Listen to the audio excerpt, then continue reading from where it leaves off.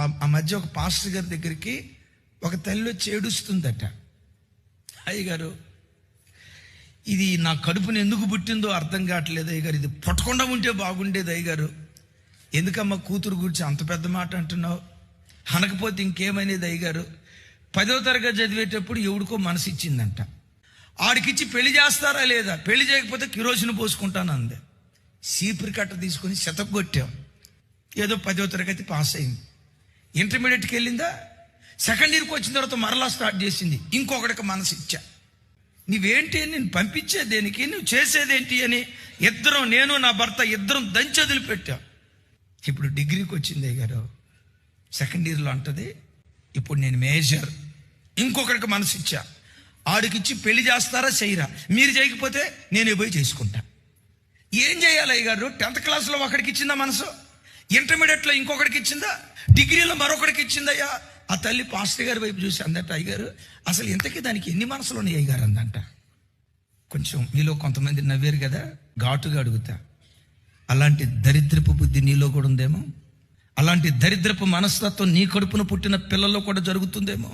వావి వరసలు తప్పి తల్లి ఎవరో చెల్లెవరో తెలియక, క్రమమేదో అక్రమమేదో తెలియక అపవిత్రంగా బ్రతికే పిల్లలు ఒకవేళ మన ఇంటిలో కూడా బ్రతుకుతున్నారేమో. ఒకసారి ఆలోచించండి.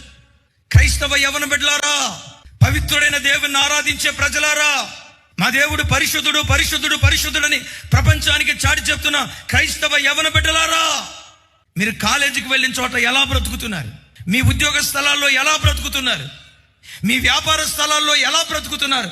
క్రైస్తవులు అంటే మనకులాగా చిల్లరగా బ్రతికేవాళ్ళు కాదురా, అల్లర చిల్లర మాటలు మాట్లాడేవాళ్ళు కాదురా, వెకిల్ చేష్టలు చేసేవాళ్ళు కాదురా. వీళ్ళ చూపు పవిత్రం, వీళ్ళ మాట పవిత్రం, వీళ్ళ నడక పవిత్రం, వీళ్ళ హావభావాలు పవిత్రం. మనకులాగా బజారు మనుషులు కాదు అన్నట్లుగా ప్రజలు మాట్లాడుకుంటున్నారా? మనం ఎంతో, వీళ్ళు కూడా అంతే. మనం తాగుతాం, వీళ్ళు కూడా తాగుతారు. మనం సినిమాలకు వెళ్తాం, వీళ్ళు కూడా సినిమాలకు వెళ్తారు.